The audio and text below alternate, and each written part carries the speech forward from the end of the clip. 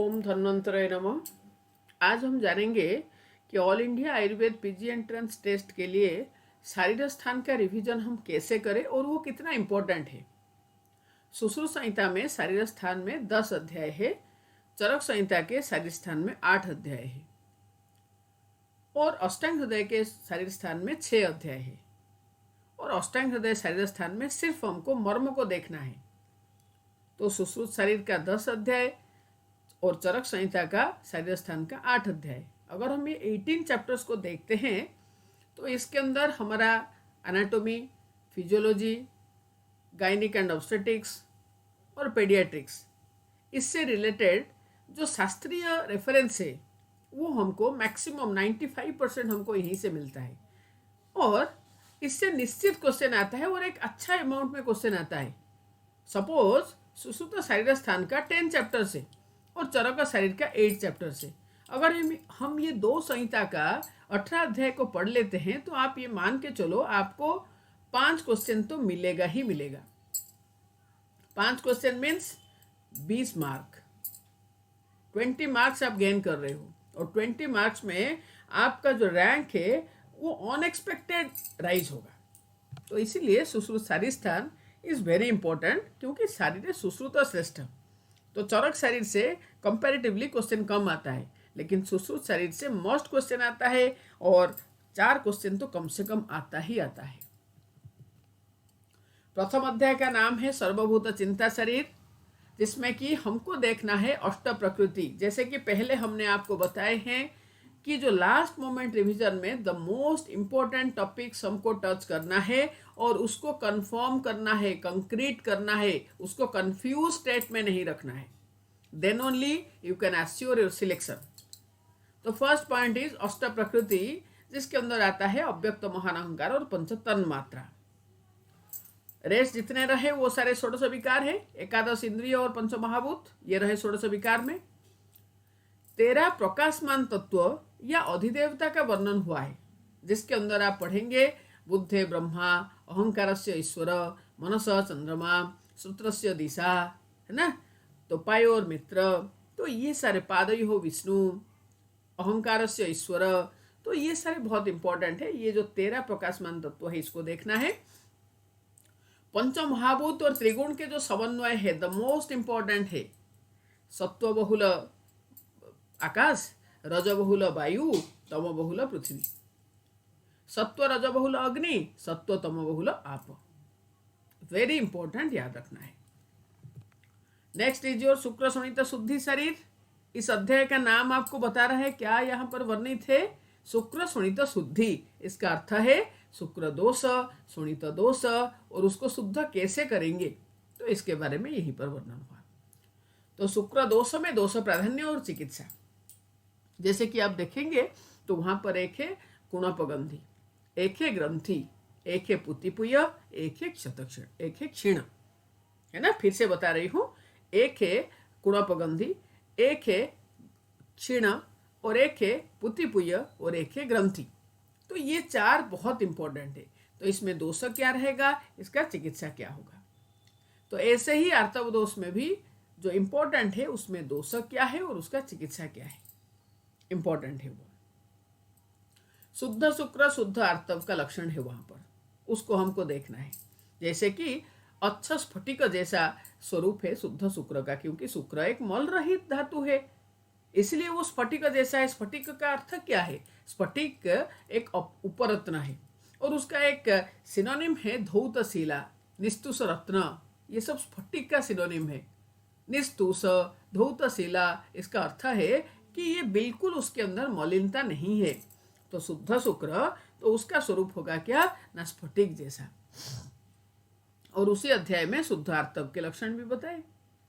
ऋतुकाल में वर्ज्य कर्म और उसका शिशु के ऊपर, गर्भस्थ शिशु के ऊपर प्रभाव क्या रहेगा, वो इंपॉर्टेंट है। उसमें से 3-4 चीज देखना है, जैसे कि अंजनात् अंध, रोदनात् विकृत दृष्टि, स्नान अनुलेपनात् दुखशील, तो ये सारे इंपॉर्टेंट है। गर्भकारक भाव, गर्भ उत्पत्तिकर भाव उसको कहते हैं गर्भकारक भाव, जिसमें कि ऋतु क्षेत्र बीज अम्बु आता है। पुंसवन द्रव्य, आचार्य सुश्रुत के अनुसार लक्ष्मणा वटशृंग विश्वदेवा सहदेवा।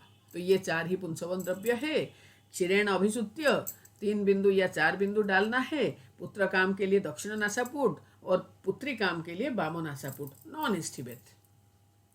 गर्भ का वर्ण इंपॉर्टेंट है। ये आचार्य सुश्रुत कहते हैं कि जितने भी वर्ण है तो वहां पर तेज कॉमनली प्रेजेंट रहेगा, अग्नि महाभूत कॉमनली प्रेजेंट रहेगा। तो सुश्रुत ने 4 वर्ण बताए, गौर, गौर श्याम, कृष्ण, कृष्ण श्याम, और चारों में कॉमनली प्रेजेंट रहेगा अग्नि। और जो गौर वर्ण है उसमें रहेगा तेजो और जल। जो गौर श्याम है तेजो जल आकाश, जो कृष्ण वर्ण है तेज और पृथ्वी, और जो कृष्ण श्याम है तेज पृथ्वी आकाश। 5 नपुंसक का वर्णन कर रहे हैं सुश्रुत ने, जिनमें से 4 है सशुक्र, 1 है अशुक्र। ये इंपॉर्टेंट पॉइंट्स है। Next is chapter number 3, that is your गर्भावक्रांति शरीर, जिसमें कि ऋतुमती का लक्षण आपको देखना है। और उसमें नरकामा प्रिय कथा, ये सबसे इंपॉर्टेंट लक्षण है। नरकामा प्रिय कथा ऋतुमती का लक्षण है। सद्य गर्भलिंग, चरक सुश्रुत दोनों का याद रखना है। तो आचार्य चरक ने शुरू कर रहे हैं निष्ठिबिका गौरव मंगसाद, जबकि आचार्य सुश्रुत शुरू कर रहे हैं श्रमोग्लानि पिपासा शक्ति सदनम। मासानुमासी गर्भ विकास, ऑलरेडी हमने उसका एक कंपैरेटिव स्टडी करके एक वीडियो हमने डाल रखे हैं, उसको जरूर देखना है, क्योंकि गर्भ विकास से निश्चित क्वेश्चन आता है। गर्भ में उत्पन्न प्रथम अंग, जैसे कि आचार्य सोनक ने बताए हैं, सिर का उत्पत्ति पहले होता है। कृतवीर्य बता रहे हैं हृदय का होता है। पराशर बताते हैं नाभि का पहले उत्पत्ति होता है। सुबुति गौतम बताते हैं कि मध्य काय का होगा। मार्कंडेय बताते हैं पाणिपात का होगा। और धन्वंतरी बता रहे हैं कि simultaneous development of all body parts. तो वो धन्वंतरी कंक्लूजन ड्रॉ कर रहे हैं, क्योंकि शारीरे सुश्रुत श्रेष्ठ। गर्भज षड्भाव, इसके बारे में भी एक कंपैरेटिव स्टडी गर्भज षड्भाव के ऊपर ऑलरेडी एक वीडियो डाले हैं, उसको जरूर देखना है। और याद रखना, गर्भज भाव जो 6 हैं, तो उसका सबसे बेस्ट डिस्क्रिप्शन आपको मिलेगा चरक संहिता का। और चरक संहिता का अगर आप याद रख लेते हैं तो सुश्रुत को आपको अलग से याद करने की आवश्यकता नहीं है, क्योंकि सुश्रुत ने उसको शॉर्टकट में बता के आदि करके बता दिए हैं। तो आपको याद रखना है चरक वाला गर्भज षड्भाव, जो कि ऑलरेडी एक वीडियो हमने डाले हैं, उसको जरूर देखना है। Next comes your chapter number 4, that is your गर्भ व्याकरण शरीर। सबसे पहले उसमें वर्णन हुआ है त्वचा। तो त्वचा में आपको देखना है कि त्वचा की उत्पत्ति कहाँ से हुई है, और जो 7 त्वचा है उसका नाम क्या है। जैसे कि अवभाषिनी से शुरू करके जो अंतिम त्वचा है वो है मांसधरा। वहीं पर आपको याद रखना है कि मांसधरा जो है अंतिम त्वचा है और प्रथम कला है। उसके नेक्स्ट आता है मोटाई। तो 1/18 से शुरू होता है और 2 ब्रीही में एंड होता है। तो 2 ब्रीही मोटाई है मांसधरा का। और यही कारण है कि मांसधरा जो है ये 2 ब्रीही होने के कारण, सबसे मोटा होने के कारण उसका एक सिनोनिम है स्थूला। और ये 7 त्वचा में अधिष्ठित रोग क्या है वो इम्पोर्टेंट है। सबसे पहला त्वचा जो है वो अवभाषिनी है, और उसमें जो रोग होता है वो होता है सिद्धम पद्मकंटक। और जो अंतिम त्वचा है तो वो है मांसधरा, उसमें होता है अर्श आदि, जो सुश्रुत का सबसे प्रिय रोग है। नेक्स्ट आता है कला। तो 7 कला होता है। तो याद रखना है आपको कि कौन सी कला के नाम क्या है, और उसको पढ़ते समय आएगा आपका मांस और मेद। तो वहां पर याद रखना है कि शुद्ध मांस से य स्नेह सावसा परिकीर्तिता। और वहीं पर आएगा आपको मेदोधरा कला। तो वहां पर वो बताएंगे what is the difference between मेद एंड मज्जा। तो मेद जो है वो उदर में रहेगा और अणु अस्थि में रहेगा, जबकि मज्जा जो है वो महत अस्थि के अंदर रहेगा। अपरा से हृदय तक का निर्माण यहाँ पर वर्णन हुआ, क्योंकि इसका नाम है गर्भ व्याकरण। तो जब गर्भाधान होता है उसके बाद आर्तव स्रोतस गर्भ के द्वारा अवरुद्ध होने के कारण, तो वो आर्तव ऊर्ध्वमुखी होके सबसे पहले अपरा का निर्माण करता है। उसके बाद जो अवशिष्ट रह जाते हैं तो वो और ऊपर की तरफ आके पयोधरा का निर्माण करते हैं, पयोधरा को और उन्नत करते हैं। और उसके नेक्स्ट वहां पर बताएंगे यकृत प्लीहा का निर्माण कैसे हुआ, गुदवस्थी आंत्र का निर्माण कैसे हुआ, जिह्वा का निर्माण कैसे हुआ, ऐसे करके हृदय का निर्माण कैसे हुआ, वो बहुत इंपॉर्टेंट है। उसके नेक्स्ट आता है निद्रा, जिसमें कि वो बताते हैं कि सात्विक, राजसिक, तामसिक, जो सात्विक है और राजसिक है और तामसिक है, तो तामसिक को जो निद्रा है वो आएगा अहसु निशासु, जो राजसिक है उनको आएगा अनिमित्त, और जो सात्विक है उनको निद्रा आती है अर्धरात्रि। और वहीं पर बता रहे हैं दिवा स्वप्न और रात्रि जागरण। याद रखना, दिवा स्वप्नों को आचार्य सुश्रुत ने अधर्म कहे और दिवा स्वप्न से सर्वदोष प्रकोप हो रहा है। रात्रि जागरण से आचार्य सुश्रुत के अनुसार वात पित्त का प्रकोप हो रहा है, जबकि आचार्य चरक के अनुसार रात्रि जागरण से वात प्रकोप और दिवा स्वप्न से श्लेष्म पित्त प्रकोप हो रहा है। This is very very important. मूर्छा, भ्रम, निद्रा, तंद्रा, वेरी इंपॉर्टेंट। पित्त तम प्राय मूर्छा, वात पित्त रज से भ्रम, कफ तम से निद्रा, कफ तम वात से तंद्रा। वात पित्त और कफ प्रकृति के द मोस्ट इंपॉर्टेंट लक्षण आपको देखना है। जैसे कि दुर्भग जो है वो वात पित्त दोनों का लक्षण है, जबकि सुभग कफ का लक्षण है। जैसे कि धृतिमान कफ का लक्षण है, अधृति वात का लक्षण है, मेधावी पित्त का लक्षण है। कृतज्ञ जो है वो कफ का लक्षण है, कृतघ्न जो है वो वात का लक्षण है। तो इतना चीज तो बहुत इंपॉर्टेंट है। और उसको छोड़ के लास्टली उस अध्याय में वर्णन होगा 16 मानस काय, जिसमें कि 7 सात्विक काय है, 6 राजस काय है और 3 मानस काय है। तो उसमें से द मोस्ट प्रोमिनेंट लक्षण को आपको याद रखना है।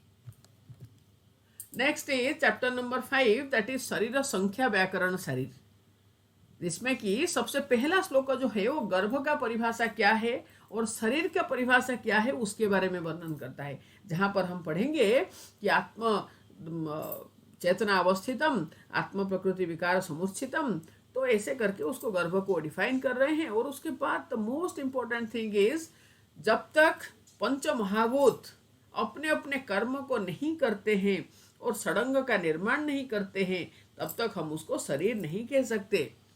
और उसी श्लोकों के अंत में षडंग शरीर का परिभाषा वो वर्णन कर रहे हैं। उसके नेक्स्ट वो वर्णन करेंगे संख्या, जिसका शुरुआत हो रहा है त्वचा से, सप्त त्वचा, और अंत्र जो है द्विविध है, एक से क्षुद्रांत्र, एक है बृहदंत्र। तो उसके अंदर जितने भी संख्या है वो सब बहुत इंपॉर्टेंट है, पर याद रखना है कि कंपैरेटिव करके आपको याद रखना है विथ आचार्य चरक। जैसे कि मैं आपको बता रही हूं कि एक है आपका धमनी, एक है त्वचा, एक है संधि, एक है पेशी। ये 4 तो बहुत ही इंपॉर्टेंट है, और धमनी, ठीक है, इंपॉर्टेंट है ये। उसको छोड़ के अस्थि, पेशी, स्नायु, मर्म, शिरा, संधि के विभाजन आपको याद रखना है, और भी किस आधार पर, ना 4 शाखा में क्या रहा, मध्यकाय में क्या रहा और ऊर्ध्वजत्रु में क्या रहा। जैसे कि आपका सबसे पहले आता है अस्थि, और अस्थि का संख्या कितना है, अस्थि का संख्या आचार्य सुश्रुत के अनुसार 300 है, और उसका डिस्ट्रीब्यूशन कैसे होगा, 120, 117 और 63। 120, 117 और 63 ये रहेगा 4 शाखा, मध्यकाय और ऊर्ध्वजत्रु। उसके नेक्स्ट आता है पेशी, जिसका संख्या है 500 और 466, 34 है उसका डिस्ट्रीब्यूशन रेस्पेक्टिवली इन 4 शाखा, मध्यकाय और ऊर्ध्वजत्रु। स्त्रियों में 20 पेशी अधिक है, स्त्रियों में 20 पेशी अधिक है, तो आचार्य सुश्रुत के अनुसार स्त्रियों में पेशी का संख्या कितना है, 520 है, जिसमें कि अपत्य पथ में रहेगा 4, 2 आभ्यंतर 2 बाह्य। उसके नेक्स्ट आएगा गर्भ छिद्र, जिसमें कि 3 रहेगा। उसके नेक्स्ट आएगा शुक्र आर्तव प्रवेशिनी, वहां पर भी रहेगा 3। तो 4, 3, 3 कितने हो गए, 4, 3, 7, 3, 10, और दोनों स्तनों में रहा 5, 5, 10। तो ऐसे करके स्त्रियों में पेशी का संख्या हो जाता है 520, याद रखना है। उसके नेक्स्ट आता है स्नायु, स्नायु का संख्या है 900, 600, 230 और 70। 4 शाखा में रह गया 115 ईच शाखा, तो हो गया कितना 600, 230 रहा मध्य भाग में, मध्य काय में, और 70 हो गया ऊर्ध्वकाय में, ऊर्ध्व भाग में, ऊर्ध्वजत्रुगत। नेक्स्ट इज योर मर्म। तो मर्म का संख्या कितना है 107 है, तो 4 शाखा में 11 इन ईच शाखा, तो 44 हो गया शाखागत मर्म। मध्य काय में रहा 26, आगे 12 पीछे 14, तो 26 मर्म रहा मध्य काय में, और 37 गया ऊर्ध्वजत्रु में। नेक्स्ट इज शिरा, जो कि संख्या में 700 होता है, 400, 136 और 164, 400, 136 और 164, क्योंकि शिरा का संख्या जो है वो 700 होता है, तो रेस्पेक्टिवली इन 4 शाखा, मध्य काय और ऊर्ध्वजत्रु में रहेगा 400, 136 और 164। और लास्ट वन इज संधि, और सुश्रुत के अनुसार संधि का संख्या जो है वो 200 होता है, और डिस्ट्रीब्यूशन उसका कैसा होगा 68, 59 एंड 83, 68, 59 एंड 83। इंपॉर्टेंट याद रखना, सबसे ज्यादा संधि जो है वो रहता है कहां पर, ऊर्ध्वजत्रु में। कितना है वो 83। अस्थि, स्नायु और संधि के प्रकार को याद रखना है। जैसे कि आप पढ़ेंगे अस्थि, तो वहां पर आप पढ़ेंगे कपाल, रुचक, तरुण, बलय और नलकास्थि। तो ये 5 प्रकार की अस्थि कहाँ कहाँ पर रहे, और उसमें सबसे इंपॉर्टेंट है कि रुचकास्थि जो है वो आपका दंत है। उसके नेक्स्ट आता है स्नायु। तो स्नायु जो है वो रहता है क्या ना, 4 प्रकार के स्नायु होता है, प्रतानवती, वृत्ता, पृथु और सुशिरा, 4 प्रकार के स्नायु। उसके नेक्स्ट आता है संधि। तो संधि का 2 प्रकार के डिवीजन है, नंबर 1 इज चेष्टाबंत और स्थिर, एंड उसके नेक्स्ट आता है 8 प्रकार के संधि, जिसमें कि कोर, उलूखल, समुद्र, प्रतर, तुन्न, सेवनी, बायसतुंड, मंडल और शंखावर्त। वेरी इंपॉर्टेंट है ये। तो ये 8 प्रकार के संधि कहाँ पर मिलेगा, दैट इज इंपॉर्टेंट। अननेसेसरी चीज को इग्नोर करो, अभी रिजेक्ट करो, उसको अभी रिवाइज नहीं करना है। जो एग्जाम में निश्चित आएगा उस चीज को रिवाइज करो, और यही आपको सिलेक्शन दिलाएगा। Next is the most important chapter of Sushruta Samhita, that is प्रत्येक मर्म निर्देश शरीर। तो सबसे पहले आपको देखना है तो आचार्य सुश्रुत और आचार्य बागभट्ट के अनुसार मर्म का परिभाषा क्या है। तो मांस, शिरा, स्नायु, अस्थि और संधि, ये 5 का जहां पर सन्निपात हुआ है उसी जगह को मर्म कहते हैं, ऐसे कहते हैं आचार्य सुश्रुत। जबकि आचार्य बागभट्ट कहते हैं कि मांस, शिरा, स्नायु, अस्थि, संधि विथ धमनी, जहां पर सन्निपात होंगे उसका नाम है मर्म। उसके नेक्स्ट हम मर्म के भेद पढ़ेंगे, जो कि हम पढ़ेंगे अधिष्ठान के आधार पर, जो कि अभी हमने डिस्कशन किए कि 11 इन ईच शाखा, कितने शाखा है 4 है, तो 44 हो गया शाखागत मर्म। 26 हो गया मध्य कायगत, आगे 12 पीछे 14, आगे रहा क्या उर और उदर, पीछे रहा क्या पृष्ठ, तो आगे 12 पीछे 14, और 37 गए ऊर्ध्वजत्रु में। महाभौतिक प्रिडोमिनेंस के अनुसार मर्म का भेद, जैसे कि आप पढ़ोगे सद्यो प्राणहर आग्नेय है, कालांतर प्राणहर में अग्नि प्लस उदक रहेगा। वैकल्यकर जो है वो सौम्य है, मीन्स उदक का आधिक्य है, सोम का आधिक्य है। रुजाकर जो है उसमें रहेगा वायु और अग्नि, वैकल्यकर जो है वहां पर रहेगा वायु। उसके नेक्स्ट आता है परिमाण के आधार पर, उसके नेक्स्ट आएगा प्रमाण के आधार पर, उसके नेक्स्ट आएगा संरचना के आधार पर। तो ये परिमाण नहीं है, ये परिणाम। तो परिणाम क्या है ना, सद्यो प्राणहर, कालांतर प्राणहर, विशल्यघ्न। याद रखना ये तीनों जो है वो मृत्युदायी होते हैं। क्या क्या, सद्यो प्राणहर, कालांतर प्राणहर और विशल्यघ्न, ये तीनों होते हैं मृत्युदायी। चौथा इज रुजाकर, तीव्र रुजा देता है, और 5वां जो है वो क्या है वैकल्यकर, ये वैकल्य देता है, ये मृत्यु नहीं देता। तो वो होगा परिणाम के आधार पर। नेक्स्ट इज प्रमाण के आधार पर। आप मर्म को जब पढ़ोगे वहां पर आपको मिलेगा कुछ मर्म होते हैं जो कि 1 अंगुल परिमित है, कुछ होते हैं जो कि 2 अंगुल परिमित है, कुछ होते हैं जो कि 3 अंगुल परिमित है। जैसे कि आपका मणिबंध और गुल्फ, ये दोनों आ जाएंगे 2 अंगुल परिमित में, जबकि जानु और कुरपर ये आ जाएंगे 3 अंगुल परिमित में। और कुछ मर्म आएंगे जो कि स्व पाणितल कुंजित, स्व पाणितल प्रमाण मीन्स 4 अंगुल, और रेस्ट अदर्स मीन्स 56 मर्म ऐसे होते हैं जो कि अर्धांगुल प्रमाण के होते हैं। इसको आपको देखना है। नेक्स्ट इज संरचना के आधार पर, जिसको कि आप सबसे पहले याद रखते हो कि मांसमर्म जो है संख्या में 11 होता है सुश्रुत के अनुसार, और अष्टांग हृदयकार के अनुसार 10 होता है। शिरामर्म आचार्य सुश्रुत के अनुसार 41 होता है, अष्टांग हृदयकार के अनुसार 37 होता है। नेक्स्ट इज जो स्नायु मर्म, सुश्रुत के अनुसार स्नायु मर्म का संख्या 27 होता है, और अष्टांग के अनुसार स्नायु मर्म का संख्या 23 होता है। अस्थि संधि नो चेंज, मीन्स दोनों का समान है। अस्थि मर्म 8 है और संधि मर्म 20 है। एंड नेक्स्ट इंपॉर्टेंट इज विद्ध लक्षण, और विद्ध लक्षण में भी आपको देखना है, जैसे कि आक्षेपेण मरणम क्षिप्र मर्म, जैसे कि संध्य विटप मर्म, बाधिर्य विधुर मर्म, कृकाटिका जो कि सिर और आपका मध्यकाय को जोड़ने वाला, ग्रीवा को जोड़ने वाला, तो ये कृकाटिका मर्म जब विद्ध होता है तो चलमूर्धता होता है। इंपॉर्टेंट है ये। तो ऐसे जो इंपॉर्टेंट लक्षण है उस चीज को आपको देखना है। Next is chapter number 7, that is जो शिरा वर्ण विभक्ति शरीर। इसका नाम क्या है? शिरा वर्ण। तो सबसे पहले शिरा के भेद बताएंगे, शिरा की उत्पत्ति बताएंगे। याद रखना, शिरा और धमनी ये दोनों नाभि से उद्भव है, और शिरा का भेद जो है वो 700 होता है, और उसका टाइप्स जो है 4 होता है। शिरा का संख्या 700, लेकिन शिरा का भेद जो है वो 4 है। वो क्या है ना? वातवः, पित्तवः, कफवः और रक्तवः।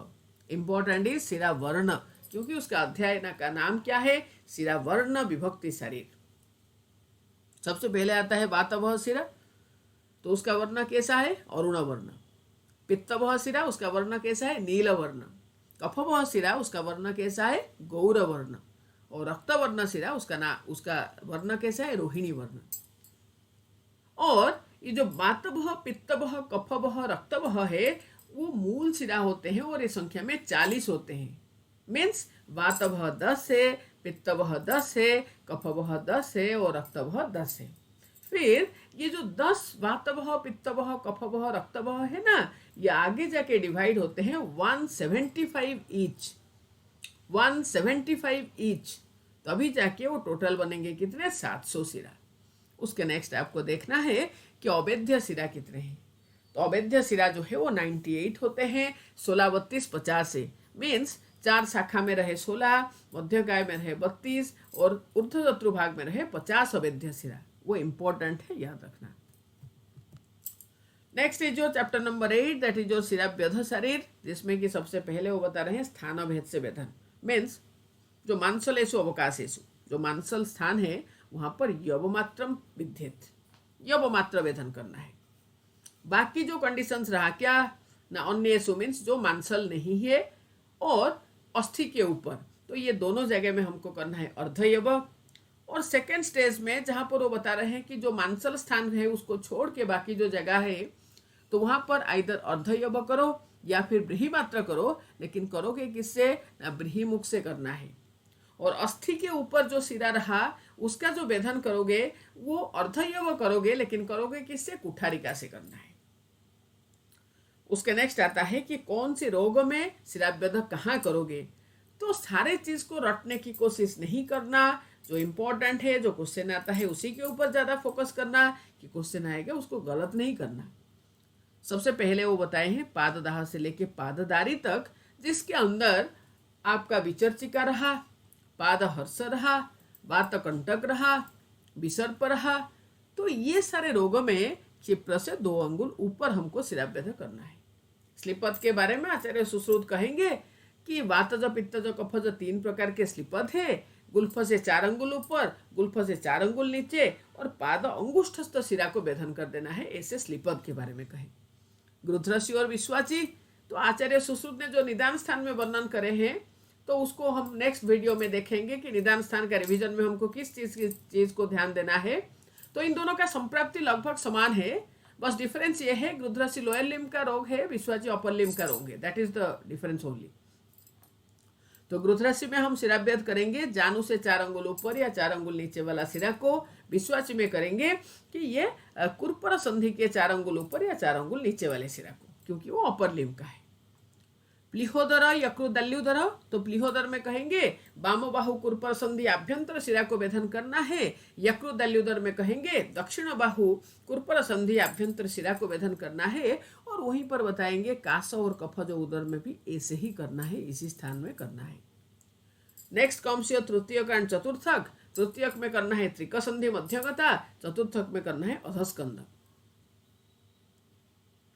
20 दुष्ट वेद के बारे में जरूर पढ़ना है, सिर्फ be acquainted with the names only. Next comes your chapter number 9, that is your धमनी व्याकरण शरीर, जिसमें कि धमनी के उत्पत्ति याद रखना। प्रीवियसली भी मैंने कहा सिरा और धमनी ये दोनों की उत्पत्ति हो रहा है नाभि से। सिरा का संख्या कितना है? मूल सिरा है 40 और धमनी का संख्या कितना है? 24। तो अगर 40 और 24 को कंपेयर करेंगे, दोनों तो उत्पन्न हुए हैं नाभि से, लेकिन सिरा का संख्या 40 है मूल सिरा जो नाभि से निकले, और धमनी का संख्या 24। दैट इज वाई नाभि कम्स अंडर योर सिरा मर्म, नॉट इन धमनी मर्म। Always try to understand the reason behind the principles, the statements stated by संहिताकार। उसका नेक्स्ट आता है धमनी का संख्या कितने हैं? 24 है। ऊर्ध्वगा 10 है, अधोगा 10 है और तिर्यगामी 4 है। ऊर्ध्वगा 10 जो है वो जाके डिवाइड हुआ 30 में, अधोगा 10 जो है वो डिवाइड हुआ 30 में, लेकिन जो तिर्यगामी 4 है वो होते हैं हंड्रेड्स एंड थाउजेंड्स में डिवाइड होते हैं। और उसी अध्याय में ही 11 पेयर्स और 22 योगभः स्रोतस के मूल और विद्ध लक्षण के बारे में वर्णन हुआ है, जिससे क्वेश्चन निश्चित निश्चित निश्चित आता है। ऑलरेडी एक वीडियो हमने डाल रखे हैं, कंपैरेटिव स्टडी ऑफ स्रोतस चरक एंड सुश्रुत के अनुसार, उसको जरूर देखना है, निश्चित आपको एक क्वेश्चन वहां से मिलेगा। Next is chapter number 10, that is your गर्भिणी व्याकरण शरीर, जिसमें वो बता रहे हैं सबसे पहले गर्भिणी परिचर्या को हमको देखना है। गर्भिणी परिचर्या में हमको देखना है कि first, second and third month में हमको कैसे द्रव्य देना है। हृदय द्रव मधुर प्राय आहार देना है रिपनीय संस्कृत करके। चतुर्थ मास में हमको क्षीर नवनीत देना है। पंचम मास में क्षीर सर्पी देना है। षष्ठ में हमको गोक्षुर सिद्ध सर्पी या यवागु देना है। सेवेंथ में हमको देना है पृथक पर्णी सिद्ध सर्पी। 8th में देना है हमको आस्थापन अवस्थी अगर उदावर्त विबंध प्रेजेंट है तो। और 9th में हमको सूतिका गार में प्रवेश कराना है। इसे कहते हैं आचार्य सुश्रुत। याद रखना है आचार्य चरक और सुश्रुत दोनों के अनुसार 5th मंथ में हम देते हैं क्या ना क्षीर सर्पी। 5th मंथ में चरक और सुश्रुत दोनों के अनुसार हम देते हैं क्षीर सर्पी 5th मंथ में। और 6th और 7th में आचार्य सुश्रुत कहते हैं कि 6th में देना है हमको गोक्षुर सिद्ध सर्पी या यवागु, और 7th में देना है हमको पृथक पर्णी सिद्ध ओनली सर्पी। पृथक पर्णी इज और पृष्णी पर्णी। आचार्य चरक कहेंगे 5th में देना है क्षीर सर्पी। 6th और 7th दोनों का सेम रहेगा। क्या रहेगा ना मधुर औषधि सिद्ध क्षीर सर्पी। That's it, don't be confused at all, very clear. Next is जो सूतिका परिचर्या, वेरी वेरी इंपॉर्टेंट, जिसमें कि आचार्य सुश्रुत शुरू करेंगे कि सूतिका को सबसे पहले हम देंगे क्या ना हम देंगे पंचकोल को उष्ण गुणोदक के साथ मिला के, जबकि आचार्य चरक बताएंगे कि घृत तैल में से जो उसको साथ में होगा, तो ऐसे हमको स्नेह के साथ पंचकोल मिला के हमको पान कराना है। और सूतिका परिचर्या को आचार्य सुश्रुत के अनुसार हमको फॉलो करना है 45 डेज तक। उसके नेक्स्ट आता है प्रजायनी लक्षण। उसके नेक्स्ट आता है आसन्न प्रसवा, वेरी वेरी इंपॉर्टेंट, याद रखना। जाते ही शिथिलो कुक्षौ मुक्ते हृदय बंधन ससुले जघने नारी गेया सातु प्रजायनी, वेरी वेरी इंपॉर्टेंट। प्रजायनी का अर्थ क्या है? प्रजायनी का अर्थ है कि गर्भिणी का टाइम हो गया है, लेकिन अभी कुछ सेकेंड्स में नहीं हो रहा है, होने वाला है, अभी कुछ दिनों में होने वाला है, दैट इज कॉल्ड प्रजायनी। बट व्हाट इज आसन्न प्रभवा? आसन्न प्रसवा, तो आसन्न प्रसवा का अर्थ है कि जस्ट बिफोर डिलीवरी, उसको हम कहेंगे आसन्न प्रसव। कटिपृष्ठ प्रति समन्तात् वेदना भवति अभीक्ष्णम, continuous pain without any break. कटी और उसके पेरीफेरी में सारे जगह में पेन होगा, दैट टू कंटिन्यूअसली होगा। कटिपृष्ठ प्रति समन्तात् वेदना, कटिपृष्ठ उसके चारों ओर में कंटिन्यूअसली पेन होगा। पुरुष प्रवृत्ति मूत्र प्रशिच्यते योनिमुखा श्लेष्मा च। तो ये सारे हैं आसन्न प्रसवा का लक्षण। गर्भसंग के चिकित्सा, अपरापातन के चिकित्सा और मक्कल के चिकित्सा, वेरी वेरी इंपॉर्टेंट, याद रखना। और जब मक्कल के चिकित्सा पढ़ते हो तो उससे पहले जरूर ये जानना कि मक्कल क्यों हुआ। इसके ऊपर ऑलरेडी एक वीडियो है, what is the difference between किक्किस एंड मक्कल, जरूर देखना है उसको। जातकर्म, शिशु में जातकर्म कैसे करेंगे? श्रुति का परिचय ऑलरेडी डिस्कस्ड। शिशु भेषज मात्रा है ना, तो क्षीरप, क्षीरन्नाद, अन्नाद। अग्र पर्वांगुली द्वय, तो ये होगा किसमें? क्षीरप में। क्षीरान्नाद में क्या होगा? कोलास्थि, और अन्नाद में क्या होगा? कोल प्रमाण। क्षीरप है औषधि सिर्फ माता को दिया जाएगा।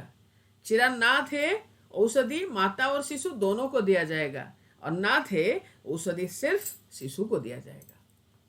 और हमेशा शिशु में जब हम औषधि देते हैं तो मृदु छेदनीय औषधि हमको देना है।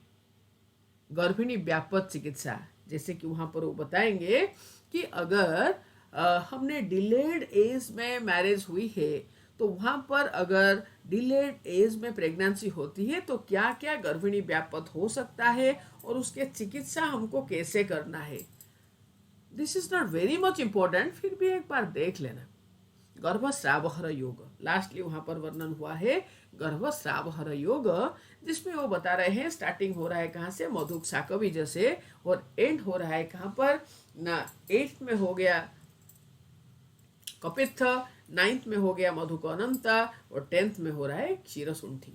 वेरी वेरी इंपॉर्टेंट, याद रखना। सबसे पहले आएगा मधुक शाकबीज और सबसे लास्ट में आएगा क्षीरसुंठी, वेरी इंपॉर्टेंट। तो यह है गर्भस्रावहर योग। और उसमें भी 1st से लेके 7th को बताएंगे गर्भस्रावहर योग, और 7th के बाद जो बताएंगे वो है गर्भ को आप्यायन करने के लिए योग। और उसी अध्याय के अंतिम श्लोक में वो बताएंगे शिशु को 4 प्रास के बारे में बताएंगे, जिसमें कि स्वर्ण, सर्पी और मधु कॉमनली प्रेजेंट है।